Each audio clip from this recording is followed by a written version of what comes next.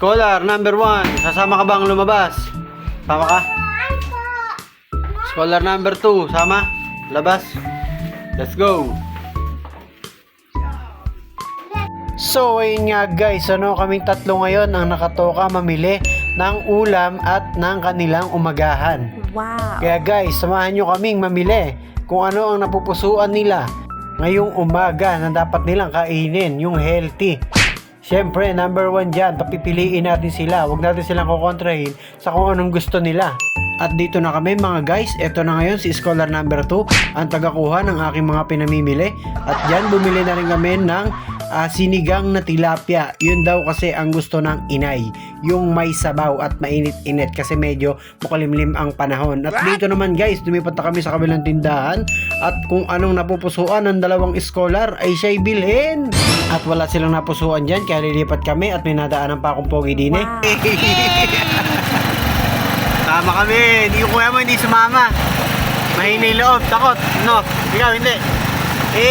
Po na ulit. At yun, gummy bear pala ang hanap ng mga scholar. At dito naman kasama ko yung aking pamangkin at ayaw niyang bumaba. At sabi ko sa kanya, bumili ka din, bibigyan kita, pero ayaw niya. Ito sa'yo, oh.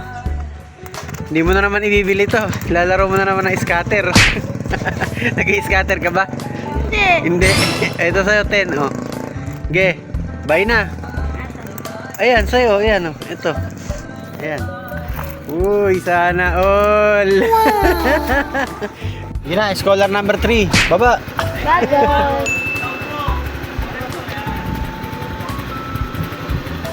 At ayun guys, naihatid na namin ang isang scholar ni Mayor. At dito guys, magsasaing na tayo. At habang nagsasaing tayo guys, nag-prepare na rin tayo para doon sa sinigang na lulutuin natin ngayong araw. Kaya sabi ko dito kay nanay, Nay, walang kamatayan talapia, mga idol. Dito kasi guys, kung ano yung pwede mong bilhin lang sa tindahan ay baboy, manok, isda. Yun lang ang pwedeng ikutin ng ulam. Kasi yun lang ang mga available. Kaya guys, kung ano yung pwede nating mabili sa kanila, yun lang ang nagsasalit-salit na ulam. Kaya kung gusto mong makaiba ng ulam, pumunta ka ng bayan. Como, malayo guys, dito na lang tayo. Nakakaraos naman tayo sa pang-araw-araw.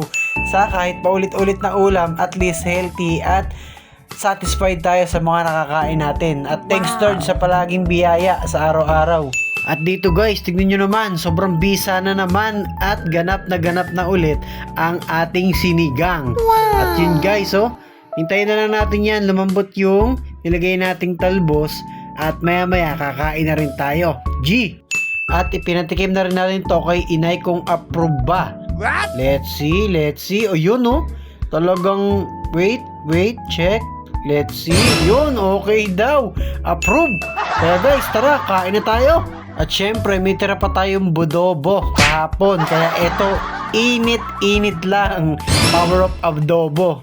At dito guys, nauna nang kumain ang scholar ni Mayor. Siya daw ay nagugutom na. Kaya yan, pagbigyan natin. Pero hindi nagtagal, nagkasabay-sabay din kami at gutom na raw ang inay at itay. Kaya ito guys, yun lang ang kwento natin ngayong araw. Kain na tayo, ingat kayo palagi. Bye!